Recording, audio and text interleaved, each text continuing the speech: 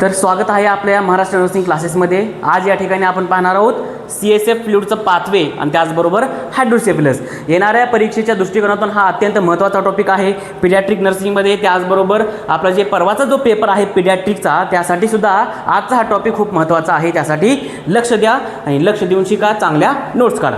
तर आज काय शिकायचं आपल्याला, पाथवे ऑफ CSF फ्लूइड त्याचबरोबर हायड्रोसेफलस, या दोन्ही गोष्टी आज आपल्याला पाहायचं आहे।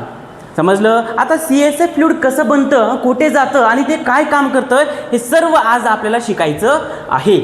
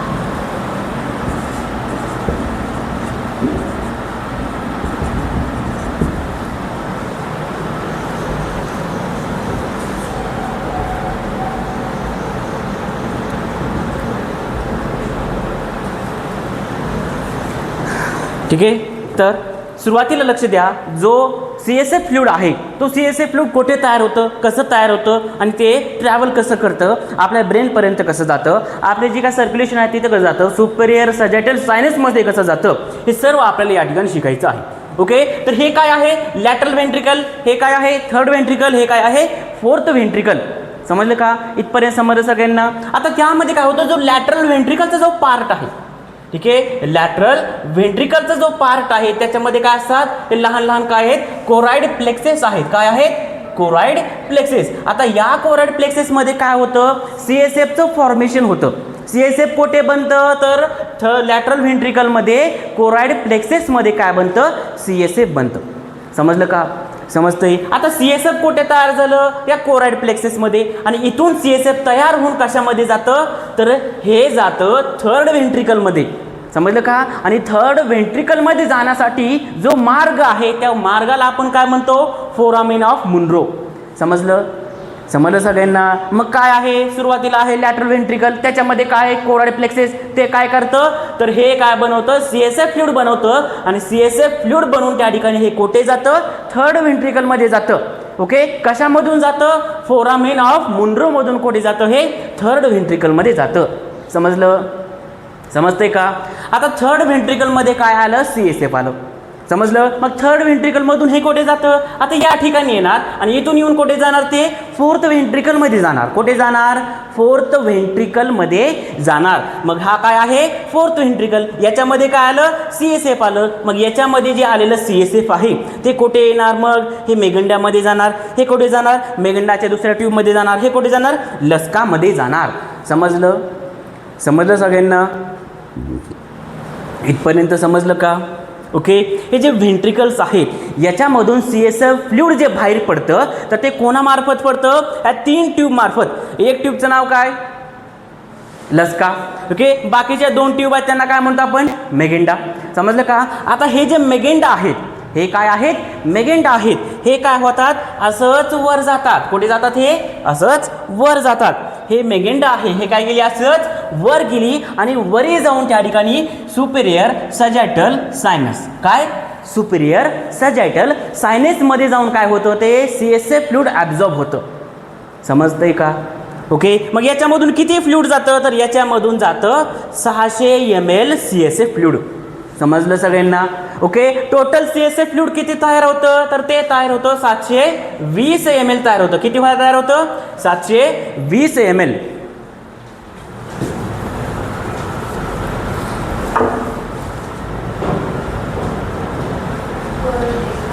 हां, 720 ml काय होतं? CSF फ्लूइड तयार होते. आणि ही जी सायकल चालते ही प्रत्येक दिवशी चालते. म्हणजे पर डे CSF फ्लूइड किती तयार होणार आहे? 720 ml तयार होणार आहे.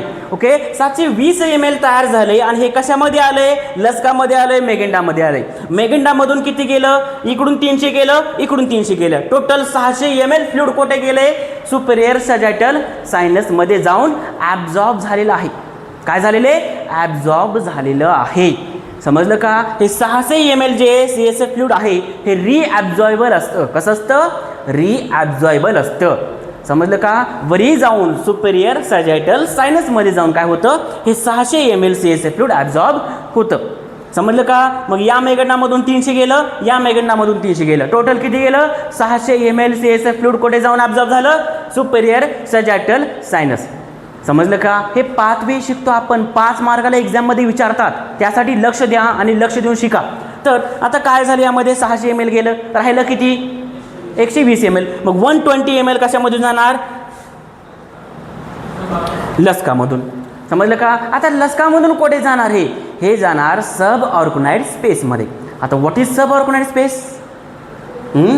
What is subarachnoid space? आता समजून घ्या. आपले ब्रेनचे लेयर्स आहेत. किती लेयर्स आहेत ब्रेनच्या? 3. हे सगळं लिहिले का? डायग्राम काढली सगळ्यांनी? डायग्राम इम्पॉर्टंट आहे. डायग्राम काढा, नावं द्या.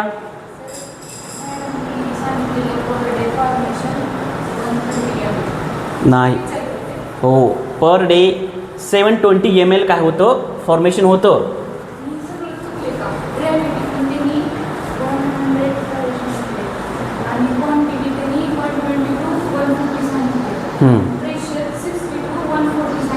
What is 60 to 140? पुढे काय? 60 to 40 mm ऑफ Hg.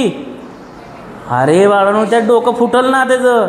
तेवढं प्रेशर नसतं. CSFचं नॉर्मल प्रेशर असतं 5 ते 15. किती असतं ते? 5 ते 15 mm ऑफ Hg. समजतंय का? एवढं प्रेशर असतं. 15पेक्षा जास्त असेल तर ते काय होतं? प्रेशर वाढतं. इंट्राक्रिनियल प्रेशर वाढतं.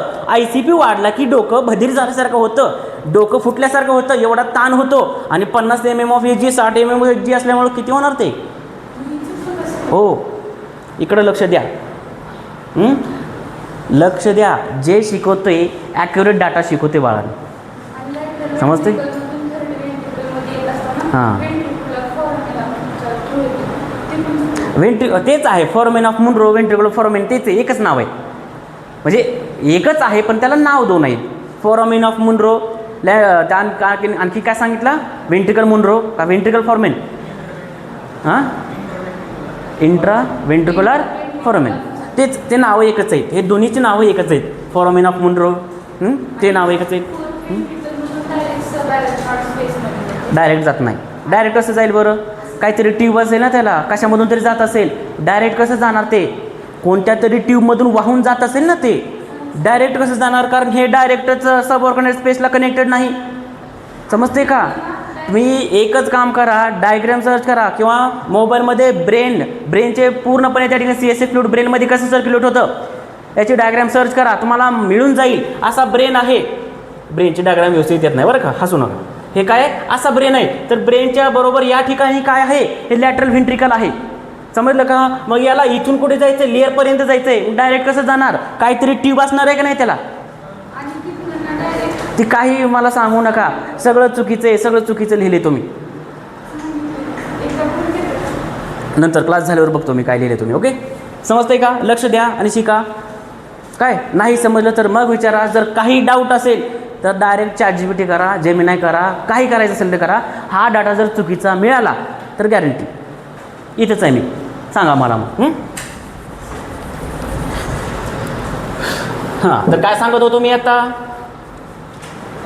असं डिस्टर्ब करतात बाळा तुम्ही.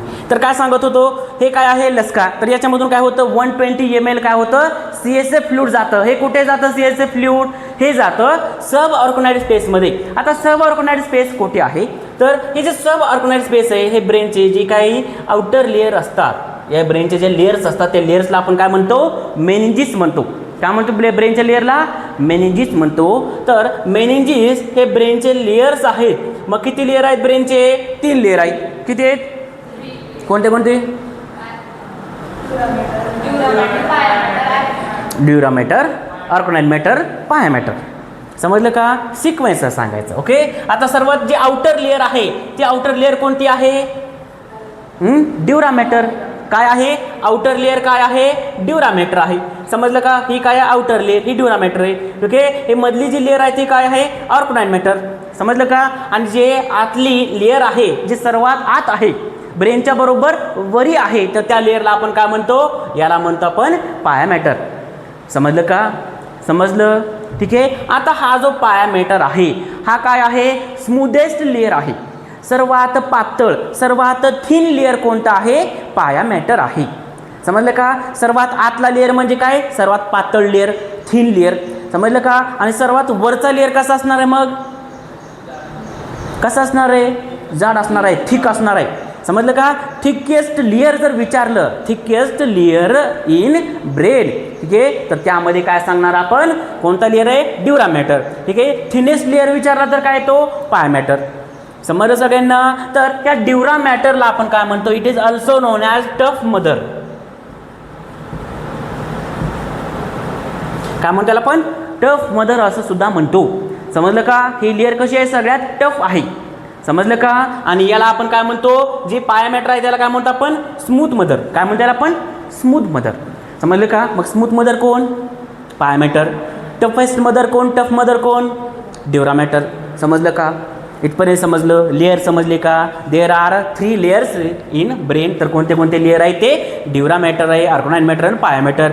ओके, जे ड्युरामॅटर आहे ते सगळ्यात बाहेरची लेअर आहे आणि त्याला काय म्हणतो आपण टफ मदर म्हणतो. ही काय आहे, ही सगळ्यात मोठी लेअर आहे, ही सगळ्यात जाड लेअर आहे, थिक आहे. ओके, जी पाया मॅटर आहे ही सर्वात थिन लेअर आहे, सगळ्यात पातळ लेअर ही आहे. याला त्या आपण काय म्हणतो स्मूथ मदर असं म्हणतो. ओके, तर याच ठिकाणी काय होतं, आपण काय म्हणतो जो ड्युरामॅटर आहे, दिसतंय का, डायग्राम समजते का, का दुसरी काढू, समजते ना, दुसरीच काढू.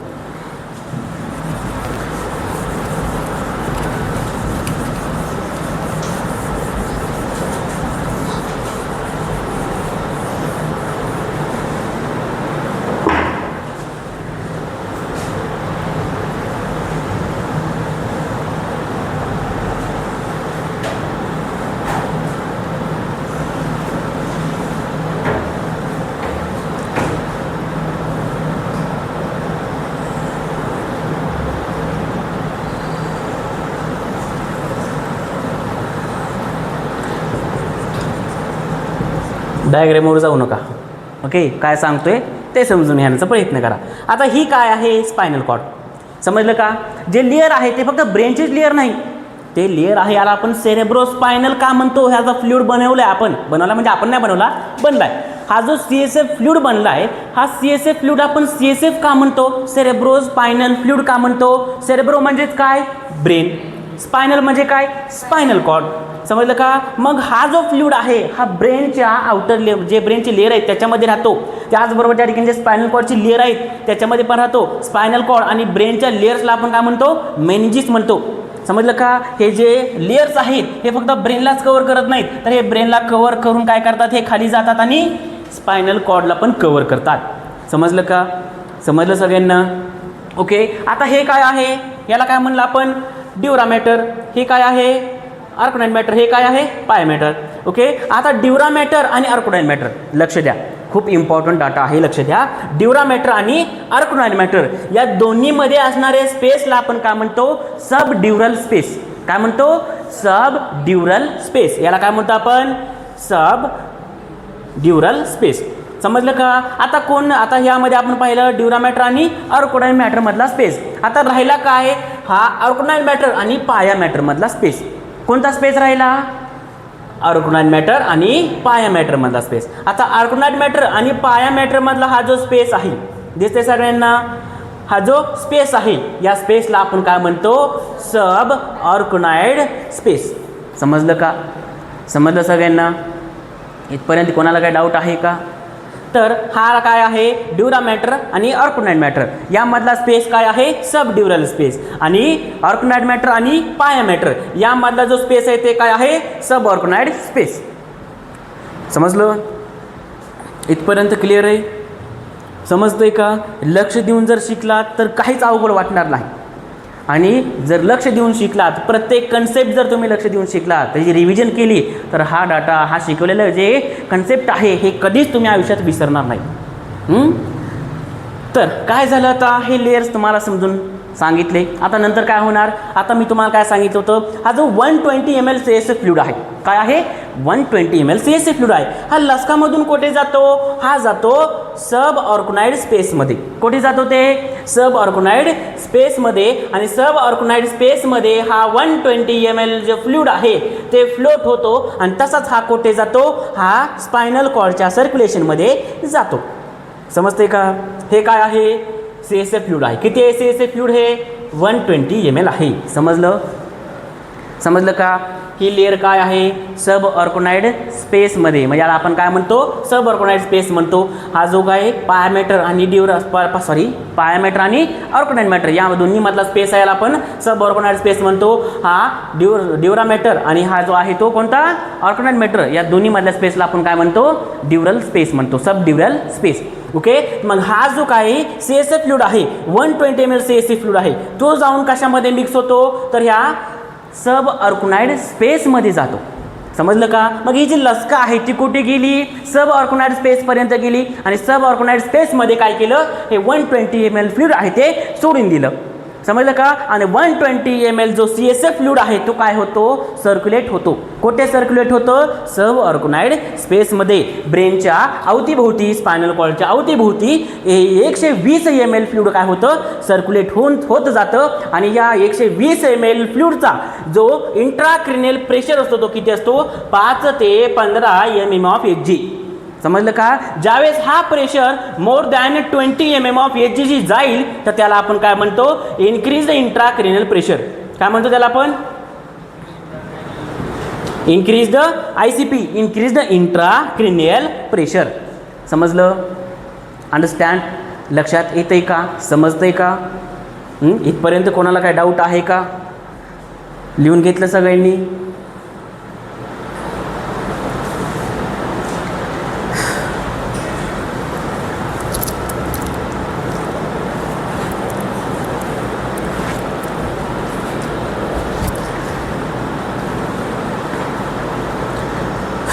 समजलं का? शिकवलं होतं का असं?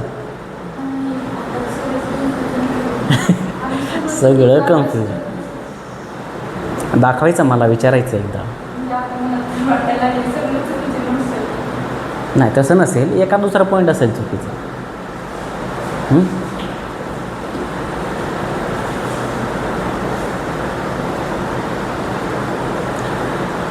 तुम्ही सर्जरी केले तर तुम्हाला एवढंच मिळणार. अशी डायग्राम मिळणार नाही तुम्हाला, हे डायग्राम मिळणार नाही तुम्हाला. परंतु काय मिळेल तुम्हाला?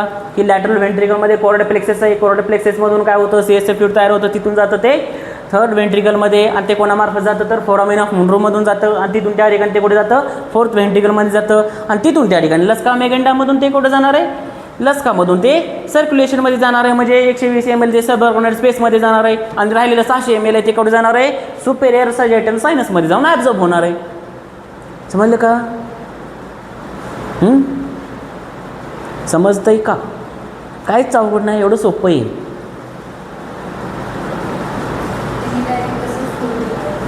Direct flow. हे तुम्हाला समजण्यासाठी डायग्राम काढली बघा. मस्त आहे डायग्राम. जापनीज सामुराई सारखी त्यांचं लोगो आहे बघा असा, जापनीज सामुराईचा. ओके. असं हे डायग्राममुळे काय होतं, लवकर समजतं. लॅटरल वेंट्रिकल लवकर समजतात, थर्ड वेंट्रिकल, फोर्थ वेंट्रिकल, तिथून त्या ठिकाणी लसका मेगिंडामधून ते कुठे जातं, आपापल्या कामाला निघून जातं. लसकामधून ते जातं सबऑर्गनाइड स्पेसमध्ये आणि मेगिंडामधून जातं ते सुपेरियर सजायटल सायनसमध्ये रिअब्झॉर्प्शनसाठी. समजलं? ओके. टोटल जे फ्लूड आहे ती किती असतो, 720 ml डेली काय होतं, तयार होतो आणि त्यामधलं 600 ml काय होतं, रिअब्झॉर्ब होतं आणि 120 ml जो फ्लूड आहे ते कुठे जातं, सर्क्युलेशनमध्ये जातं. म्हणजेच कुठे जातं, सबऑर्गनाइड स्पेसमध्ये जातं. मग हे कुठे जातं, ब्रेनच्या अवतीभोवती फिरत राहतं आणि स्पायनल कॉर्डच्या अवतीभोवती सर्क्युलेट होत राहतं. समजलं? इथपर्यंत कोणाला कोणत्याही प्रकारचा डाऊट आहे का? इथपर्यंत क्लिअर आहे? समजलं का? That's called pathway. पाथवे समजला? याला आपण काय म्हणतो, पाथवे ऑफ CSF फ्लूइड. समजलं इथपर्यंत? इन्क्रीज्ड इंट्राक्रिनियल प्रेशर म्हणजेच काय, नॉर्मल जे इंट्राक्रिनियल प्रेशर असतो ICP असतो तो किती असतो, 5 ते 15 mm ऑफ Hg असतो. ओके. आणि जर हाच इंट्राक्रिनियल प्रेशर जर 16 झाला, 17 झाला, 18 झाला, 19 झाला, 20 झाला, तर हा काय आहे, बिलो ॲव्हरेज. म्हणजे काय, ॲव्हरेज आहे. समजलं का? ठीक आहे. ॲव्हरेज म्हणजेच काय, म्हणजेच एवढी कंडिशन खराब होऊ शकत नाही. थोडंसं प्रेशर वाढलं आहे, परंतु पेशंटमध्ये एवढे काय मेजर सिम्पटम दिसतात का, नाही. परंतु हाच जर ICP more than 20 mm of Hg पेक्षा जर जास्त झाला, किती, मोर दॅन 20 mm ऑफ Hg जर हा प्रेशर गेला, तर याला आपण काय म्हणतो, इन्क्रीज्ड इंट्राक्रिनियल प्रेशर. काय म्हणतो याला आपण, इन्क्रीज्ड इंट्राक्रिनियल प्रेशर. समजलं? मग इंट्राक्रिनियल प्रेशर वाढलं की सिम्पटम काय दिसणार त्या पेशंटमध्ये. आता इंट्राक्रिनियल प्रेशर का वाढतं, कधी वाढतं, हायड्रोसिफेलस झाल्यामुळे. का वाढतं, कधी वाढतं, मेनिंजायटिस झाल्यामुळे. का वाढतं, कधी वाढतं, ब्रेन ॲब्सेस झाल्यामुळे. समजलं? अशा विविध कारणांमुळे काय होऊ शकतो, ICP वाढू शकतो. अंडरस्टँड? समजलं का? समजलं ICP का वाढतो. मग ICP वाढण्याची चिन्ह लक्षणं, ICP वाढला ते कसं ओळखायचं, सायलेंट सिम्पटम काय आहेत हे आपण पाहून घेऊ. इथपर्यंत समजलं का? एकदा रिवाईज करायचं का? ठीक आहे. स्पीडमध्ये फास्ट एकदा रिवाईज करू. काय होतं, हे काय आहे सगळं, हे आहे वेंट्रिकल्स. ओके. याला आपण काय म्हणतो, लॅटरल वेंट्रिकल. समजलं का? त्याच्यामध्ये काय आहे, कोराइड प्लेक्सेस आहे. काय आहे, कोराइड प्लेक्सेस आहे. याच्यामध्ये काय तयार होतं, CSF फ्लूइड तयार होतं. फॉर्मेशन ऑफ CSF फ्लूइड किती तयार होतं, तर 720 ml तयार होतं. किती तयार होतं, 720 ml तयार होतं. मग हे 720 ml तयार होऊन कुठे येणार, थर्ड वेंट्रिकलमध्ये येणार. मग थर्ड वेंट्रिकलमध्ये येत असताना कोणामार्फत येणार, फोरामिन ऑफ मुनरोमधून येणार, थर्ड वेंट्रिकलमधून. तिथून ते फोर्थ वेंट्रिकलमध्ये येणार आणि तिथून ते कुठे जाणार, लसका आणि मेगेंडामध्ये जाणार. समजलं का? लसकामध्ये किती जाणार, 120 ml. इकडच्या मेगेंडामध्ये 300 ml. इकडच्या मेगेंडामध्ये 300 ml. असं काय होणार, 600 ml CSF फ्लूइड हे कुठे जाणार, सुपेरियर सजायटल सायनसमध्ये जाऊन रिअब्झॉर्ब होणार. समजलं? समजलं का? राहिलं किती, 120 ml लसकामधून कुठे जाणार, सर्क्युलेशनमध्ये जाणार. समजलं का? सब ऑर्गनाइड स्पेसमध्ये जाणार. आणि हा CSF फ्लूइड काय काम करतो, आपल्या ब्रेनला शॉकपासून वाचवण्याचं काम करतो.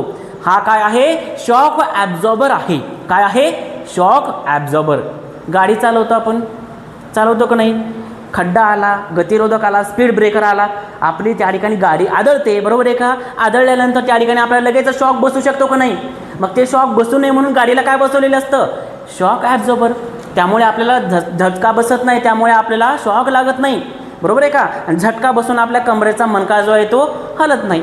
समजलं? मग तसाच काय काम करतो, हा CSF फ्लूइड काम करतो. ब्रेनला धक्का लागू नये, धक्का लागल्यानंतर ब्रेनला शॉक बसू नये, जोरदार धक्का बसू नये. ओके. आणि ब्रेनला काय डॅमेज पोहोचू नये म्हणून हा CSF फ्लूइड ब्रेनला आणि स्पायनल कॉर्डला प्रोटेक्ट करण्याचं काम करतं. कशाचं काम करतं, प्रोटेक्शन देण्याचं काम करतं. अंडरस्टँड? इथपर्यंत समजलं का? This is pathway of CSF fluid. 5 मार्काला खूप इम्पॉर्टंट आहे. समजलं?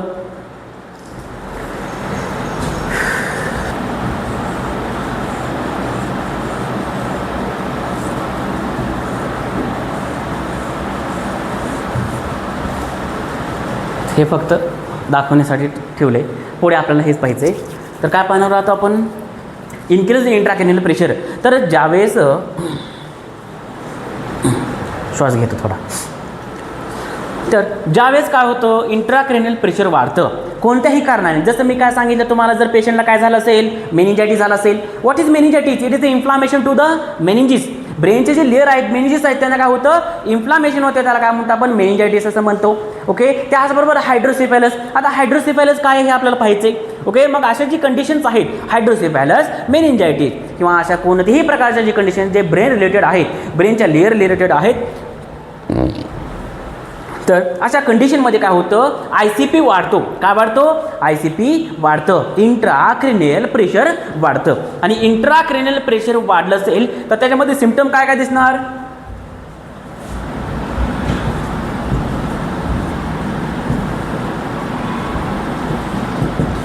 काय दिसणार त्याच्यामध्ये? वेगवेगळ्या एजमध्ये वेगवेगळे सिम्पटम दिसणार. जर इन्फंट आहे, व्हॉट इज इन्फंट? इन्फंट म्हणजेच काय? इन्फंट म्हणजेच काय? इन्फंट म्हणजेच काय? 1 वर्षाच्या 0 to 1 इयरचा जो बेबी आहे त्याला काय म्हणतो आपण? इन्फंट म्हणतो. आणि चिल्ड्रन कशाला म्हणणार आपण? चिल्ड्रन कशाला म्हणणार? 1 वर्षाच्या पुढे, 1 वर्ष ते तो बाळ जो आहे तो ॲडोलेसेंट एजपर्यंत, अडल्ट होईपर्यंतचा कालावधी. ओके, मग तो कालावधी किती असतो? 1 वर्षापासून ते 14 वर्ष. ओके, 1 वर्षापासून ते 12 वर्ष. 1 वर्ष ते 12 वर्षाचा जो कालावधी आहे तो काय आहे? चिल्ड्रन्सचा असतो. समजलं का? ठीक आहे. आणि ॲडोलेसेंट एज काय आहे माहिती आहे कोणाला? What is ॲडोलेसेंट? मराठी, शुद्ध मराठी सांगायचं म्हणलं तर वयात येण्याचा कालावधी किती असतो तो? किती असतो? 12 ते 19. किती असतं ते? 12 ते 19 वर्ष. 12 वर्षापासून चालू होतं ॲडोलेसेंट एज. 12 वर्षापासून चालू होतं, 19व्या वर्षापर्यंत ॲडोलेसेंट एज चालू असतं.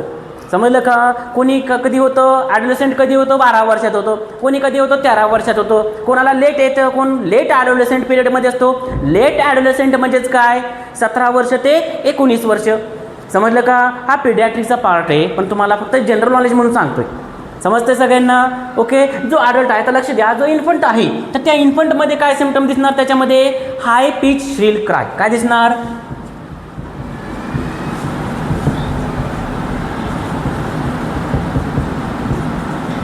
काय दिसणार सिम्पटम आपल्याला? हाय पिच श्रील क्राय. म्हणजेच काय? बाळ खूप रडणार, जोरात जोरात रडणार, रडणं बंदच करणार नाही, कंटिन्युअसली रडत असणार. त्याला काय म्हणतो आपण? हाय पिच श्रील क्राय. आणि चिल्ड्रन्समध्ये काय दिसतं आपल्याला? Projectile omitting.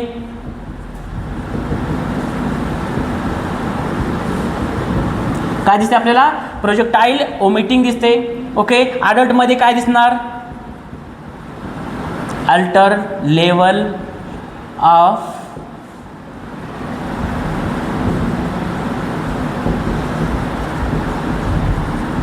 काय दिसणार?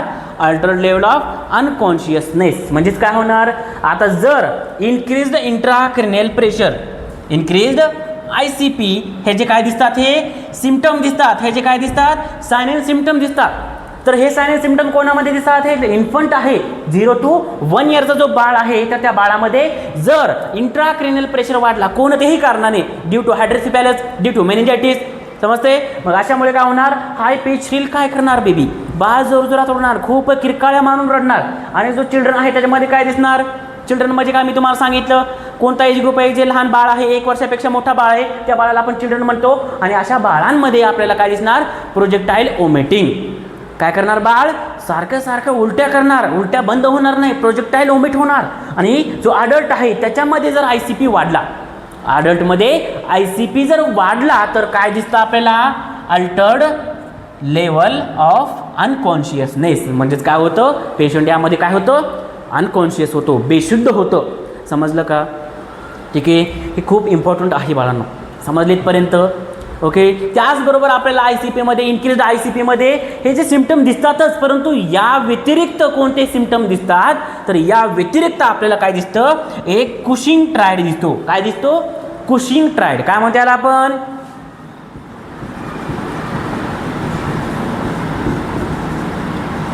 काय म्हणतो याला आपण? कुशिंग ट्रायड असं म्हणतो. आता हा जो कुशिंग ट्रायड आहे याच्यामध्ये काय होतं? आता ट्रायड कधीही ट्रायड नाव आलं की 3 सिम्पटम काय झालेत, एकत्रित झाले. 3 गोष्टी काय एकत्रित आहेत. मग 3 गोष्टी 3 सिम्पटम यामध्ये कोणते कोणते एकत्रित दिसणार सांगा बरं.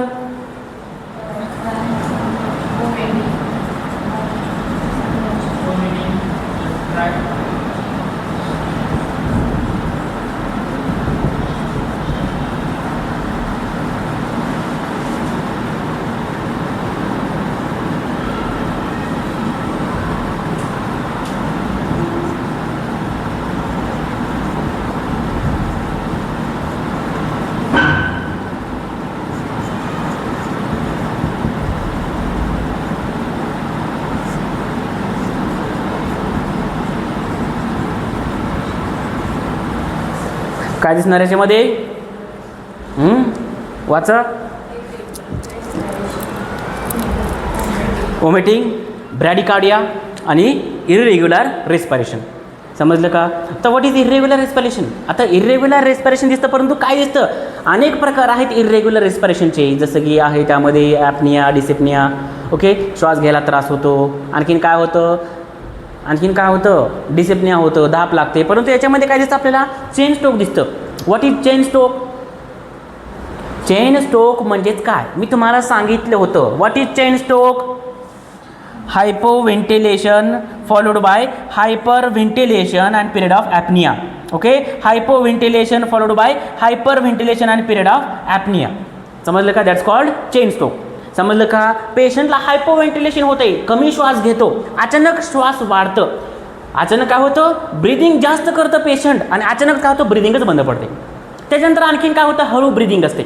म्हणजे पेशंट काय करतो, कमी श्वास घेतो, नंतर जास्त श्वास घेतो, नंतर हळू काय होतं, लगेचच ब्रिदिंग बंद पडते, ब्रिदिंगच घेत नाही, रेस्पिरेशन बंद पडतं. समजलं का. त्याला काय म्हणतो आपण, hypoventilation followed by hyperventilation then period of apnoea. समजलं का. याला काय म्हणतो आपण, हायपोव्हेंटिलेशन. याला काय म्हणतो आपण, हायपर व्हेंटिलेशन. आणि याला काय म्हणतो आपण, पिरियड ऑफ ॲपनिया. समजलं सगळ्यांना. ओके, मग हे काय आहे, hypoventilation followed by hyperventilation then period of apnoea. This is the Cheyne stroke. समजलं का. This is process of Cheyne stroke. This is abnormality of respiration, that's called Cheyne stroke. समजलं इथपर्यंत. समजलं का. कोणालाही कोणत्याही प्रकारचा डाऊट आहे का. मग इंट्राक्रॅनियल प्रेशरमध्ये काय दिसतं, एज वाईज हे सिम्पटम आपल्याला दिसतात. त्याचबरोबर आपल्याला कुशिंग ट्रायड दिसतं, वॉमिटिंग दिसते, ब्रॅडिकार्डिया दिसतं आणि चेन स्ट्रोक दिसतं. समजलं इथपर्यंत. कोणाला काही डाऊट आहे का.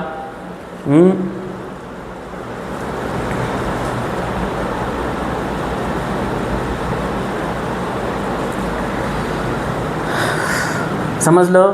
ओके, हे काय होतं, इन्क्रीज इंट्राक्रॅनियल प्रेशर. आता हे काय करतो आपण, हे एक फाउंडेशन तयार करतोय. हे काय तयार करतो आपण, एक फाउंडेशन तयार करतोय. बिल्डिंग बांधायची आहे, म्हणजे काय करायचं आपल्याला, हे जे आपण बेस पक्का केला, आपण जो बेस आहे ते स्ट्रॉंग केलंय. आता या बेसवर डिपेंड जे काय डिसीज आहे तो डिसीज आपल्याला शिकायचं आहे. समजलं. पाथवे समजला, इन्क्रीज द इंट्राक्रॅनियल प्रेशर समजलं. ओके, आता त्यानंतर आपल्याला पाहायचं आहे हायड्रोसेफॅलस. काय पाहायचं आपल्याला, हायड्रोसेफॅलस.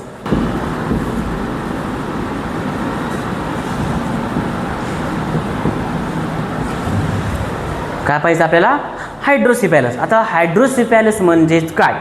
Okay, it is a access fluid accumulation. It is excess fluid accumulation in the suborganized space, that's called hydrocephalus. Definition लिहू का.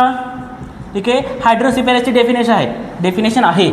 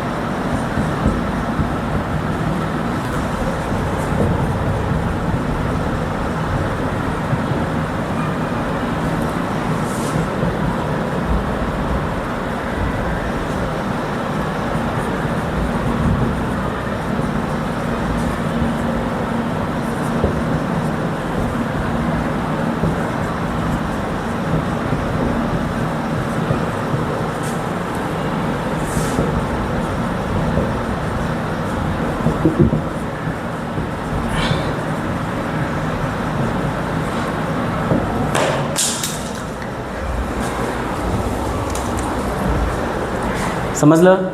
डेफिनेशन लिहिली का? काय आहे definition? It is condition in which excess CSF fluid accumulation in the ventricles. कोणते ventricles? ज्यामध्ये CSF fluid तयार होते त्या व्हेंट्रिकल्समध्ये. Okay, in the ventricles or subarachnoid space is called hydrocephalus. Okay, सोपी डेफिनेशन आहे. समजलं का? ही एक कंडिशन आहे ज्याच्यामध्ये काय होतं? Excessive fluid ॲक्युम्युलेशन. ॲक्युम्युलेशन म्हणजेच काय? जमा होणे. समजलं का? Excessive fluid accumulation, excessive CSF फ्लूइडचं ॲक्युम्युलेशन होतं. कुठे होतं? सब ऑर्गनाइज्ड स्पेसमध्ये किंवा व्हेंट्रिकल्समध्ये होतं आणि त्याच्यामुळे त्या ठिकाणी जी कंडिशन निर्माण होते त्याला काय म्हणतो आपण?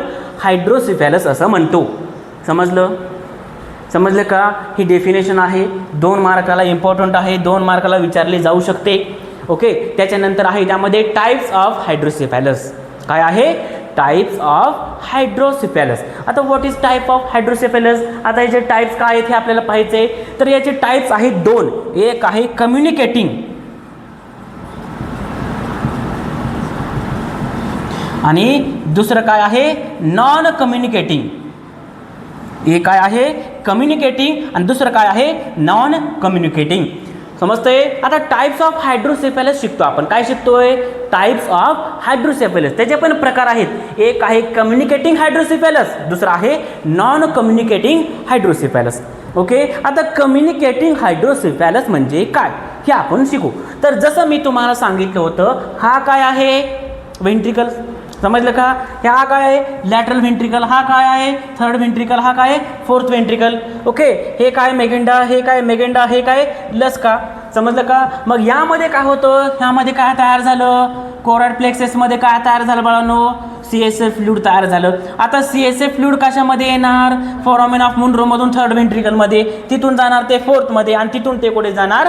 सर्क्युलेशनमध्ये आणि सुपेरियर सॅजिटल सायनसमध्ये जाणार. समजलं का? इथपर्यंत समजलं? मग आता सुरुवातीला आपण पाहू नॉन कम्युनिकेटिंग. ओके, कम्युनिकेटिंग थोडासा मोठा आहे, थोडासा मोठा टॉपिक आहे, त्यामुळे ते लास्टला पाहू. सुरुवातीला पाहू आपण नॉन कम्युनिकेटिंग. आता यामध्ये काय होतं बघा, जर कोणत्याही कारणाने जर फोरामेन ऑफ मुनरोमध्ये ब्लॉकेज निर्माण झालं. काय झालं? फोरामेन ऑफ मुनरोमध्ये ब्लॉकेज झालं. समजलं का? मग ते ब्लॉकेज कुठे असेल? फोरामेन ऑफ मुनरोमध्ये असेल किंवा थर्ड व्हेंट्रिकलमध्ये असेल किंवा फोर्थ व्हेंट्रिकलमध्ये असेल. समजलं का? समजतंय सगळ्यांना? म्हणजे काय? कम्युनिकेशन तुटले. समजते का? हे पूर्ण कम्युनिकेशन जे होतं, हे सर्क्युलेशन जे होतं, हे नॉर्मल होतंय का? नाही होत. का होत नाही? कारण मध्येच काय आले? ब्लॉकेज आले. आणि या ब्लॉकेजमुळे जो CSF फ्लूइड आहे, हे तयार झालेलं CSF फ्लूइड आहे, हे पुढे जाऊ शकतं का? नाही. 720 ml तयार झालं, परंतु पुढे जातंय का? नाही. त्याचा रस्ता अडवलेला आहे, त्याच्यामध्ये ब्लॉकेज झालेले, त्याच्यामुळे ते पुढे जात नाही. ते तिथेच साचून राहतो आणि या ठिकाणी काय वाढतो? प्रेशर वाढतं. समजलं का? CSF फ्लूइडचं प्रमाण वाढणार. बरोबर आहे का? आज 720 ml तयार झालं, ते पुढे जायला पाहिजे, तिथं साचून राहणार. उद्या 720 ml तयार व्हायला पाहिजे होते, ते पण प्रोडक्शन होणार आणि प्रोडक्शन होऊन त्या ठिकाणी तिथं साचून राहणार. समजलं? आणि असं करून ब्रेनचं इंटरनल प्रेशर वाढणार. समजलं का? मी तुम्हाला सांगितलं ब्रेन काढला होता. ओके, प्रिवियस आता एक अर्ध्या पाऊण तासामध्ये किंवा एक 15-20 मिनटं अगोदर मी तुम्हाला सांगितलं ब्रेन दाखवलं होता. तिथं त्यामध्ये दाखवलं होतं की कुठं आहे काय? व्हेंट्रिकल्स कुठे आहेत? ब्रेनच्या सेंटरला. मग काय होणार त्या ठिकाणी? ब्रेनमधून काय होणार? इंटरनल प्रेशर वाढणार. आता यामध्ये त्याचा साईज वाढलेला आहे. आतून कोण प्रेशर लावतंय? या लॅटरल व्हेंट्रिकलवर CSF फ्लूइड प्रेशर लावतंय. समजलं का? मग CSF फ्लूइड काय करणार? याच्यावर प्रेशर देणार, याच्यावर प्रेशर देणार, याच्यावर प्रेशर देणार, याच्यावर प्रेशर देणार. कारण आतमध्ये CSF फ्लूइडचं प्रमाण वाढलेलं आहे. मग त्याच्यामुळे काय होणार? इंटरनल प्रेशर वाढणार. ब्रेनमध्ये काय वाढणार? इंटरनल प्रेशर वाढणार आणि ICP सुद्धा वाढणार. काय वाढणार? ICP वाढणार. आता जी शिकवलं मी तुम्हाला, इन्क्रीज द इंट्राक्रॅनियल प्रेशर, ते प्रेशर वाढणार. समजलं इथपर्यंत सगळ्यांना? याला काय म्हणतो आपण? Non communicating hydrocephalus. इथपर्यंत समजलं का? याला काय म्हणलं आपण? Non communicating hydrocephalus. म्हणजे काय? कम्युनिकेशन आहे का काय? समजतंय सगळ्यांना? या लस्का मेगेंडा मध्ये काय कम्युनिकेशन आहे का CSF फ्लूइडचं? कम्युनिकेशन नाही, मध्येच ब्लॉकेज आहे. CSF फ्लूइड आपल्याकडे येतच नाही. CSF फ्लूइडचं काय कॉन्टॅक्ट आहे का? अजिबात नाही, मध्येच ब्लॉकेज आहे. याला काय म्हणतो आपण? Non communicating hydrocephalus. समजलं? समजलं का? ओके, मग हायड्रोसिफॅलस काय झाले? यामध्ये फ्लूइडचं ॲक्युम्युलेशन खूप सारं कुठे झाले? व्हेंट्रिकल्समध्ये झाले. ठीक आहे. मी सांगितलं ब्लॉकेज कुठे असू शकतं, इथे असू शकतं, इथे असू शकतं. जर इथे ब्लॉकेज आलं तर हे थर्ड व्हेंट्रिकल आणि लॅटरल व्हेंट्रिकलमध्ये काय होणार, प्रेशर वाढणार. समजलं का. इंट्राक्रेनियल प्रेशर वाढणार. मग आतल्या आत जर प्रेशर वाढला ब्रेनमध्ये इंटरनल प्रेशर जास्त वाढणार आणि ब्रेनमध्ये जर प्रेशर वाढला, सपोज हा काय आहे, ब्रेन आहे. समजलं का. नॉर्मल ज्या ठिकाणी काय होतं, हा जो व्हेंट्रिकल्स आहे ते एवढे होतं, परंतु आतून एवढं प्रेशर वाढलंय, CSF फ्लूइड बाहेरच पडत नाही. CSF फ्लूइड आतमध्ये तयार होतं आणि तिथंच आतून राहतं. मग काय होणार, आतमधलं प्रेशर वाढणार, वाढत जाणार आणि हा जो ब्रेनचे जे लोब आहेत या लोबवर काय करणार, प्रेशर वाढवणार. समजलं का. समजलं. अशा कंडिशनमध्ये काय होणार, पेशंटचा हेड सर्कम्फरन्स वाढणार. त्याचबरोबर पेशंटचा खूप त्या ठिकाणी डोकं काय होणार, पेनफुल असणार आहे. ठीक आहे. ठोका हा हातोड्याने ठोका मारल्याप्रमाणे काय होणार, पेशंटला डोक्यामध्ये पेन होणार, हेडेक होणार, त्रास होणार. समजलं का. याला काय म्हणतो आपण, नॉन कम्युनिकेटिंग हायड्रोसेफॅलस. ओके. समजलं. ठीक आहे. तर जो पहिला टाईप आहे कम्युनिकेटिंग हायड्रोसेफॅलस. समजलं. आता नॉन कम्युनिकेटिंगमध्ये काय झाले, ब्लॉकेज आले. ब्लॉकेज आल्यामुळे कुठे आलं असेल, फोरामेन ऑफ मुनरोमध्ये थर्ड फोर्थ व्हेंट्रिकलमध्ये कुठे आलं असेल ब्लॉकेज, यामुळे काय झालं, नॉन कम्युनिकेटिंग हायड्रोसेफॅलस झाला. समजलं. आता हायड्रोसेफॅलस जो कसा आहे, कम्युनिकेटिंग आहे. म्हणजेच काय, ब्लॉकेज आहे का, नाही. ब्लॉकेज आहे का आता सध्या, नाही आहे. कम्युनिकेशन चांगलं आहे. ओके. जो वे आहे, जो पाथवे आहे एकदम क्लिअर आहे. ओके. जो नॉन कम्युनिकेटिंगमध्ये पाथवे क्लिअर होता का, नाही, पाथवे ब्लॉक होता. आता याच्यामध्ये काय आहे, पाथवे एकदम क्लिअर आहे, पाथवे चांगला आहे, त्याच्यामधून फ्लो जो आहे तो पण चांगला आहे. परंतु यामध्ये काय होतं माहिती का, CSF फ्लुइडचं प्रोडक्शन वाढतं. काय वाढतं, CSF फ्लुइडचं एक्सेसिव्ह प्रोडक्शन होतं. किती व्हायला पाहिजे होतं, 720 ml. किती झालं, 1000 ml झालं. समजलं का. किती झालं, 1100 ml झालं. किती झालं, 1200 ml झालं. म्हणजे काय झाले, CSF फ्लुइडचं प्रोडक्शन वाढले. समजलं का. कोणत्याही कारणाने CSF फ्लुइडचं प्रोडक्शन वाढलं असेल, समजलं, किंवा जे 600 ml कुठे ॲब्झॉर्ब होत होतं, सुपिरियर सजायटल सायनसमध्ये जाऊन ॲब्झॉर्ब होत होतं, ते 600 ml फ्लुइड ॲब्झॉर्ब झालं का, नाही. समजते सगळ्यांना. डोकं स्थिर ठेवा, लक्षात घ्या. काय झाले, आता 720 ml होतं. ओके. जर 720 ml तयार होते, परंतु 120 ml हे कोणामध्ये जायला पाहिजे, लसकामध्ये जायला पाहिजे. मग काय होतं, 120 ml लसकामध्ये जात नाही, 120 ml मेगंडामध्ये जातं आणि 600 ml लसकामध्ये जातं. मग 600 ml कुठे जाणार, सब ऑर्गनाइज स्पेसमध्ये जाणार. समजलं का. म्हणजे काय झाले, ट्रान्सपोजिशन, इकडचं इकडं, इकडचं तिकडं. समजलं का. ठीक आहे. जे लसकामध्ये 120 ml जायला पाहिजे होते, तिथं गेलं 600 ml गेलं. सुपरियर सजायटल सायनसमध्ये ॲब्झॉर्प्शनसाठी 600 ml जायला पाहिजे, किती गेलं, 120 ml गेलं. समजलं का. म्हणजे जिथं 120 ml जायला पाहिजे होतं तिथं 600 ml गेलं. मग त्याच्यामुळे काय होणार, सब ऑर्गनाइज स्पेसमध्ये 120 ml फ्लोट करायला पाहिजे होता. फ्लोट म्हणजे काय, तरंगणे. मग तिथं किती ml फ्लुइड फ्लोट झाला, 600 ml फ्लुइड फ्लोट झाला. मग त्याच्यामुळे काय वाढणार, प्रेशर वाढणार का नाही, इंट्राक्रेनियल प्रेशर ऑब्व्हियसली वाढणार. ओके.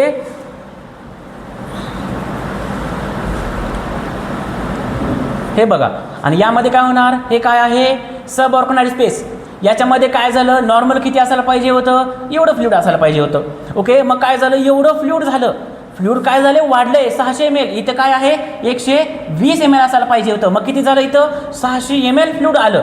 म्हणजेच काय होणार, हे जे काही कोणतं लेअर आहे, ऑर्गनाइज मॅटर आणि ड्युरा मॅटर, या लेअरवर काय पडणार, प्रेशर पडणार. समजलं का. हा जो फ्लुइड आहे तो कशाला दाबणार, हा वरच्या लेअरला वरी दाबणार आणि ब्रेनच्या लोबला खाली दाबणार. समजलं का. हा पायामेटर आहे, हा काय आहे, पायामेटर आहे, हा काय ऑर्गनाइज मॅटर, हा काय ड्युरा मॅटर. मग काय करणार, हा जो काय फ्लुइड आहे ऑर्गनाइज मॅटर ड्युरा मॅटरला वरी दाबणार आणि हा जो फ्लुइड आहे तो पायामेटर आणि ब्रेनला खाली दाबणार. समजलं का. मग याच्यामुळे काय होणार, इंट्राक्रेनियल प्रेशर वाढणार, हेडेक दिसणार, जास्त एवढं डोकं दुखतं म्हणून बाळ का शांत बसणार आहे का, जोरात रडणार बाळ. समजलं. आणखी काय होणार बरं, बाळाचं डोकं मोठं दिसणार. समजलं का. कारण काय झालेले, हे जे लेअर आहे ऑर्गनाइज लेअर आणि ड्युरा मॅटर, हे ड्युरा आणि ऑर्गनाइज मॅटर ह्या दोन्हीला आहे ना काय केले, दाबले वरी. म्हणजे काय झालेले, फुगा फुलल्यासारखा काय फुलतो, डोकं फुलतं. समजलं का? आणि नॉर्मल जेवढं डोकं असायला पाहिजे, जो लहान बाळ आहे जन्मल्याबरोबर त्याचा जो हेड सर्कम्फरन्स आहे किती असायला पाहिजे? 30 ते 35 सेंटीमीटर असायला पाहिजे. किती असायला पाहिजे? 30 ते 35 सेंटीमीटर असायला पाहिजे. आणि त्याचं डोक्याचा घेर म्हणजेच काय, इथून काय करायचे, जे माथा आहे, फोरहेड आहे, फोरहेडवरून काय करायचं, मेजरिंग टेप लावायचे, असं राऊंड घ्यायचे आणि इथपर्यंत आणायचे. समजलं का? मग ते किती झालं, हे जे मेजरिंग टेप माहिती आहे का, मोजायचा टेप असतो, त्या टेपने काय करायचं, इथून चालू करायचं, असं सर्कल करून काय करायचे, इथं आणायचे, समोरच्या बाजूला आणून काय करायचे, हेड सर्कम्फरन्स मोजायचे. मग बाळ जन्मल्याबरोबर त्याचा हेड सर्कम्फरन्स किती असतो, नॉर्मल 30 ते 35 सेंटीमीटर. समजलं का? मग यामध्ये काय झालंय, याच्यावर काय टाकलंय, प्रेशर टाकलंय. कशावर? लेअरवर, ड्युरामीटर ऑर्गोनोमीटरवर प्रेशर आहे. म्हणजेच काय होणार, हे जे लेअर आहे ते ताणले जाणार, स्कल काय होणार, ताणलं जाणार, स्कलच्या वरील स्काल्प आहे ते काय होणार, ताणलं जाणार आणि हेड सर्कम्फरन्स मोठा होणार. किती होणार? 40. किती होणार? More than 40 centimetre. मग ते किती होऊ शकतं? 40 सेंटीमीटर, 50 सेंटीमीटर, 70, 80, 100 पर्यंत होऊ शकतं. समजलं? समजलं सगळ्यांना? अशा पद्धतीचं त्या ठिकाणी काय होतं, हायड्रोसिफॅलस दिसतं. ओके. आता जर मी तुम्हाला काय सांगितलं, 600 ml गेलं, कशामध्ये गेलं, लसकामधून. म्हणून काय झालं, हे जे ऑर्गोनाइड स्पेस आहे, जे सब ऑर्गोनाइड स्पेस आहे, त्याच्यामध्ये 600 ml फ्लूइड गेल्यामुळे काय झालं, त्या ठिकाणी प्रेशर वाढला. बरोबर आहे का? त्या ठिकाणी प्रेशर वाढला, इंटरनल प्रेशर वाढला, ब्रेनवर पण प्रेशर टाकलं आणि लेअरवर पण प्रेशर टाकलं त्या फ्लूइडने. आता काय होणार, आता 720 ml फ्लूइड तयार झालेलं नाही. समजते का? जो पाथवे आहे ते नॉर्मल आहे, पाथवे आहे तो क्लिअर आहे, परंतु प्रोडक्शन वाढले. काय झालंय? प्रोडक्शन वाढलंय. हे जे कम्युनिकेटिंग हायड्रोसिफॅलस आहे याच्यामध्ये काय होऊ शकतं, प्रोडक्शन वाढू शकतं. समजलं का? CSF फ्लूइडचं काय वाढलं, प्रोडक्शन वाढलं, फॉर्मेशन वाढलं आणि त्यामुळे काय होऊ शकतं, जे काय CSF फ्लूइड आहे त्याचं प्रमाण वाढू शकतं आणि लसकामध्ये जाणारं CSF फ्लूइड जास्त जाऊ शकतं. समजलं का? मेगेंडा किती घेणार, 600 घेणार. समजलं? आता 1000 झाले, किती ml तयार झाले, 1000 ml तयार झाले. मग मेगेंडा काय करणार, 600 घेणार, राहिलं किती, 400 ml. मग ते कुठे जाणार, लसकामध्ये जाणार, सब ऑर्गोनाइड स्पेसमध्ये जाणार. समजलं? समजलं का? ठीक आहे. याला आपण काय म्हणतो, कम्युनिकेटिंग हायड्रोसिफॅलस. समजलं का? दुसरी कंडिशन काय होऊ शकते, पहिली कंडिशन काय, CSFचं प्रमाण वाढलं, CSFचं प्रोडक्शन वाढलं. दुसरी कंडिशन काय होऊ शकते, दुसरं कारण काय होऊ शकतं कम्युनिकेटिंग हायड्रोसिफॅलसचा, तर दुसरा कारण म्हणजे काय होतं, यामध्ये त्या ठिकाणी काय होतं, मिसमॅच होतं. मिसमॅच म्हणजेच काय, ट्रान्सपोजिशन होतं, म्हणजे एकमेकाची पोझिशनच चेंज होते. ओके. 120 ml लसकामधून जायला पाहिजे तर ते कुठे जातं, मेगेंडामध्ये जातं, ॲब्झॉर्ब होतं. ओके. 600 ml मेगेंडामधून जाऊन ॲब्झॉर्ब व्हायला पाहिजे होतं तर ते 600 ml सर्क्युलेशनमध्ये जातं, लसकामधून सर्क्युलेशनमध्ये जातं आणि ते सेरेब्रोस्पायनल फ्लूइड कुठे जातं, कुठे जातं, सब ऑर्गोनाइड स्पेसमध्ये, सर्क्युलेशनमध्ये जातं. समजलं का? Okay. That's called communicating hydrocephalus. समजलं का? इथपर्यंत कोणालाही कोणत्याही प्रकारचा डाऊट नसावा.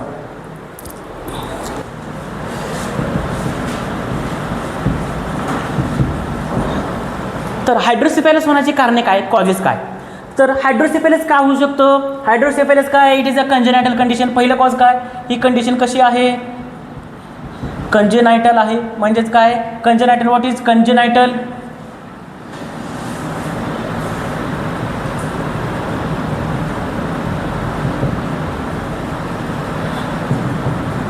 ही कंडिशन कशी आहे, कंजेनायटल आहे. आता कंजेनायटल म्हणजेच काय, ही जी कंडिशन आहे ते गर्भाशयामध्ये बाळ असताना, बाळाचा वाढ आणि विकास गर्भाशयामध्ये होत असताना ज्यावेळेस ही कंडिशन निर्माण होते त्याला आपण काय म्हणतो, कंजेनायटल असं म्हणतो. तर ही कंडिशन कशी आहे, कंजेनायटल आहे. म्हणजेच काय, जन्मतः ही कंडिशन असू शकते, बाळ जन्मल्याबरोबर असं आपल्याला बाळ दिसू शकतं, हायड्रोसिफॅलस दिसू शकतं. आणि जर अडल्टमध्ये हायड्रोसिफॅलस झाला तर ते कशामुळे होतं बरं,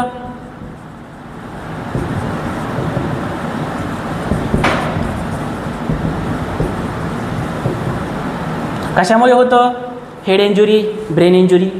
समजलं? समजते सगळ्यांना? किंवा त्याचबरोबर काय झालं असेल,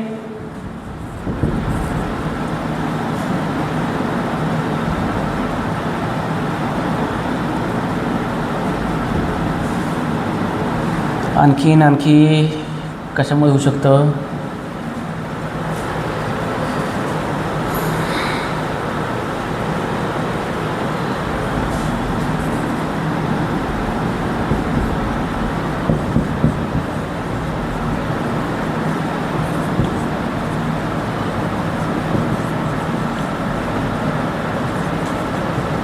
कशामुळे होऊ शकतं? नर्वस सिस्टीमच्या डिफेक्टमुळे होऊ शकतं. नर्वस सिस्टीममध्ये जर एखादी डिसऑर्डर निर्माण झाली असेल, तयार झाली असेल, त्यावेळेस सुद्धा त्याचं कॉम्प्लिकेशन म्हणून हायड्रोसेफॅलस दिसू शकतं.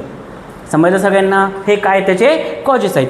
ओके, समजते? कोणाला कुठल्या प्रकारचा डाऊट या ठिकाणी असावा? आता साइन अँड सिम्पटम म्हणजेच काय? ओके, आता काय दिसतात याच्यामध्ये? साइन अँड सिम्पटमसुद्धा दिसतात. ओके, मग याच्यामध्ये सिम्पटम काय दिसणार? Increase the intracranial pressure. पहिलं सिम्पटम काय दिसणार? Increased ICP. ओके, मग ICPचे सिम्पटम काय ते पण लिहायचे. समजलं? ICPचे सिम्पटम मी तुम्हाला सांगितले. जर ICP वाढला तर त्यामध्ये काय सिम्पटम दिसतात ते सांगितले, ते मी त्यामध्ये तुम्ही लिहून काढायचे. तर पहिलं सिम्पटम काय दिसणार? ICP वाढणार, इंट्राक्रेनियल प्रेशर वाढणार. आणि त्याच्याबरोबर त्या ठिकाणी जे दुसरं सिम्पटम आपल्याला दिसणार आहे हायड्रोसेफॅलसचं, ते काय दिसणार आहे? त्यामध्ये जो हेड सर्कम्फरन्स आहे तो वाढणार. काय होणार? Increased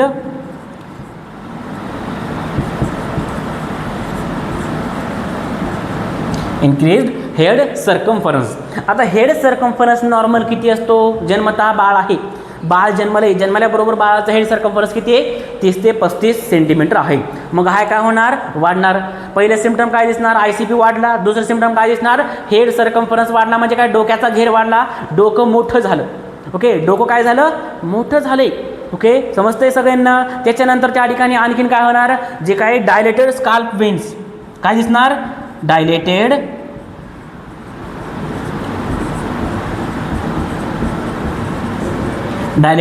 scalp veins. आता डायलेटेड स्काल्प वेन्स म्हणजे काय? आता लहान बाळ आहे, जन्मलेलं आहे, बरोबर आहे, हायड्रोसेफॅलस झाले. मग त्या बाळाच्या डोक्यावर केस दिसतात का आपल्याला? नाही, कमी असतात केस. समजलं? परंतु त्या ठिकाणी जे काही स्काल्पवर प्रेशर वाढल्यामुळे आणि एवढं डोकं मोठं झाल्यामुळे त्या ठिकाणी काय होतं? जे स्काल्प वेन्स आहेत, समजते? जे डोक्यावरच्या स्काल्पच्या जे शिरा आहे, त्या शिरा, त्या वेन्स आपल्याला फुगलेल्या दिसतात. कशा दिसतात? फुगलेल्या दिसतात. आणि विजिबल वेन्स असतात. काय असतात? Visible veins. काय असतात? विजिबल वेन्स असतात. आपल्याला डोळ्याने दिसतात. डोक्यावरच्या वेन्स आपल्याला डोळ्याने दिसतात. एवढे मोठे वेन्स झालेले आहेत, एवढे डायलेट झालेले आहेत, आपल्याला विजिबल आहेत. समजते? हे सिम्पटम आपल्याला दिसणार. समजलं सगळ्यांना? समजते का? ओके, त्याचबरोबर जो फोरहेड आहे, समजते? जो फोरहेड आहे तो काय दिसणार? फुगलेला दिसणार. Inflated forehead. काय दिसणार? इन्फ्लेटेड म्हणजे काय? जो फोरहेड आहे तो असा गोलाकार दिशेने फुगलेला दिसणार.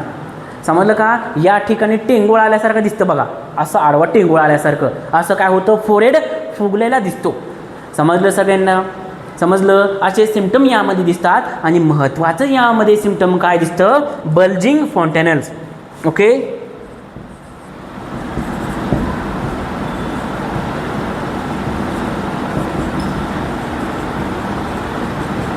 काय दिसतात? Bulging fontanelles. आता फॉन्टेनल्स म्हणजे काय? टाळू. समजते? फॉन्टेनल्स म्हणजे काय? टाळू. पुढची टाळू, मागची टाळू माहिती आहे सगळ्यांना. पुढची टाळू इथं असते बघा, मागची टाळू कुठे असते? या बॅक साईडला ऑक्सिपुटला असते बघा. ओके, आता ही जी पुढची टाळू आणि मागची टाळू आहे, हे जे टाळू आहेत हे भरून यायला पाहिजे. मग हे कधी भरून येतात? पुढची टाळू कधी भरून येते? 18व्या महिन्यामध्ये. ओके, मागची टाळू कधी भरून येते? 6व्या महिन्यामध्ये. समजलं? हे लक्षात ठेवायचं. पुढची टाळू 18व्या महिन्यामध्ये भरते, मागची टाळू 6व्या महिन्यामध्ये भरते. समजलं का? ओके, आता त्यानंतर बघू आपण. तर बल्जिंग फॉन्टेनल्स म्हणजेच काय? नॉर्मल त्या ठिकाणी हा काय? बेबीचा हेड आहे. समजते? बेबीचं काय आहे? डोकं आहे. तर तुम्हाला फॉन्टेनल्स म्हणजेच काय दिसतं? टाळू जी दिसते. काय दिसते? टाळू दिसते. असा वरच्या बाजूस तुम्हाला एक खोलगट भाग दिसतो बघा. काय दिसतो? खोलगट भाग दिसतो. हे काय आहे? टाळू आहे. काय हे? टाळू आहे. हे फॉन्टेनल्स आहे. आता हे फॉन्टेनल्स काय होतं? यामध्ये बल्ज होतं म्हणजे काय? डिप्रेस्ड होतं. समजते का? म्हणजे काय होतं? टाळू खोल जाते. आता त्या ठिकाणी ही जी टाळू आहे ही आपल्याला त्या ठिकाणी कशी दिसणार? मोठी दिसणार. टाळू पसरलेली दिसणार. आता टाळू किती होती? एवढीच होती.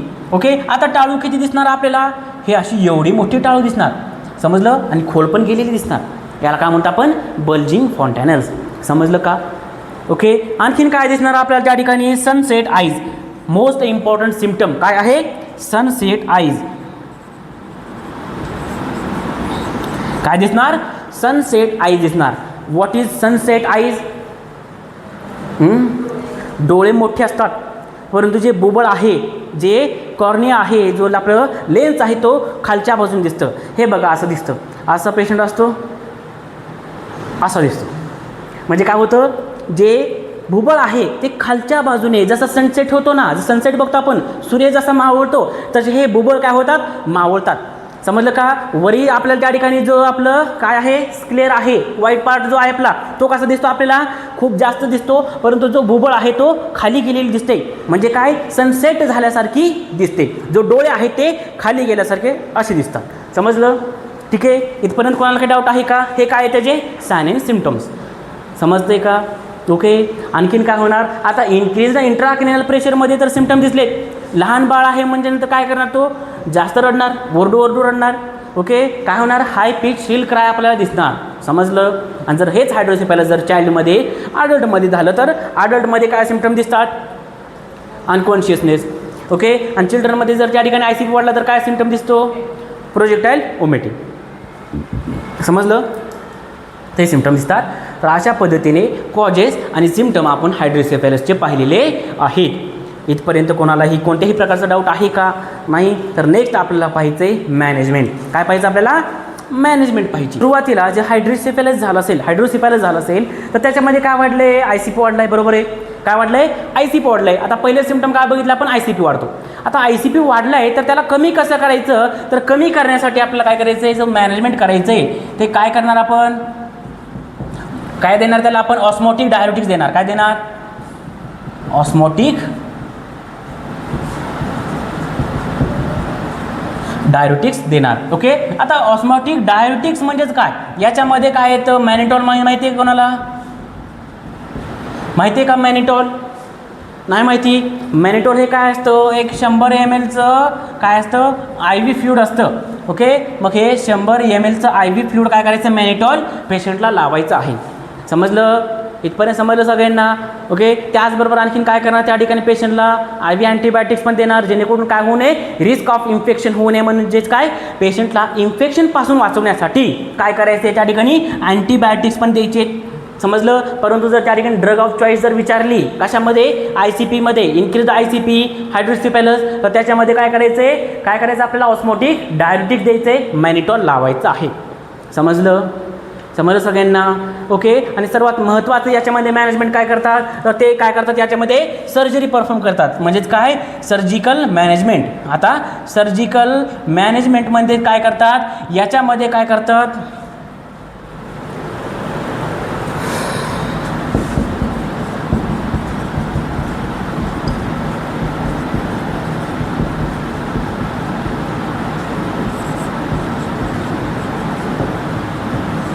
काय करतात, व्हेंट्रिक्युलो पेरिटोनियल शंटिंग. ओके. आता हे जे व्हेंट्रिक्युलो पेरिटोनियल शंट म्हणजेच काय, VPS म्हणजेच काय, VP शंटिंग. याला शॉर्ट फॉर्ममध्ये काय म्हणतो आपण, VP शंट म्हणतो. आता VP शंट म्हणजे काय आहे, व्हेंट्रिक्युलो पेरिटोनियल शंट आहे. आता म्हणजेच काय, आता मी जसं तुम्हाला सांगितलं होतं, ओके, असा एक डायग्राम काढली होती आणि त्यामध्ये मी तुम्हाला जसं सांगितलं होतं, हे असं तुम्हाला काय दाखवलं होतं मी, लॅटरल व्हेंट्रिकल दाखवलं. हे जे मेगेंड आहे ते वरी जाऊन कुठे येतात, सुपिरियर सजायटल सायनसमध्ये काय होतं, त्या ठिकाणी काय जातं, सुपिरियर सजायटल सायनसमध्ये हे CSF फ्लूइड जातो. समजले इथपर्यंत? काय केलं आपण VP शंटिंग केली. VP शंटिंग करून काय केलं आपण, व्हेंट्रिकलमध्ये एक ट्यूब टाकली आणि त्या ट्यूबचा दुसरा टोक आपण कशामध्ये टाकला, पेरिटोनियल लेअरमध्ये टाकला. आणि जे सर्व एक्स्ट्रा ॲक्युम्युलेशन फ्लूइड झालेलं आहे, जे CSF फ्लूइडचं जास्त एक्स्ट्रा ॲक्युम्युलेशन झालं होतं, ते सर्व फ्लूइड आपण बाहेर काढलं आणि कशामध्ये टाकून दिलं, पेरिटोनियल लेअरमध्ये टाकून दिलं. समजलं का? मग त्याचं कॉम्प्लिकेशन आपल्याला काय दिसतं, पेरिटोनिटायटिस दिसू शकतं.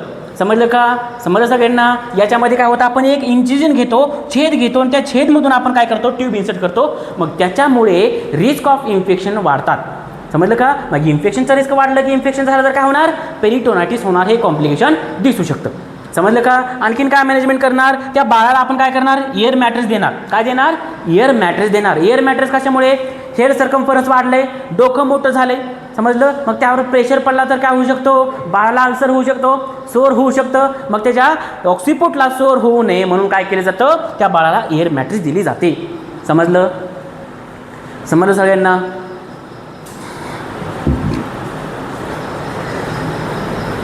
तर इथं हायड्रोसेफॅलस झालेलं आहे 6. समजलं? ओके. परीक्षेच्या दृष्टिकोनातून अत्यंत महत्त्वाचा हा टॉपिक आहे. तर अशाच वेगवेगळ्या इंटरेस्टिंग लेक्चरसाठी आपल्या महाराष्ट्र नर्सिंग क्लासेसला सबस्क्राईब करा, लाईक करा, शेअर करा. त्या प्रत्येक विद्यार्थ्यासोबत ज्याचं स्वप्न आहे नर्सिंग ऑफिसर बनण्याचं.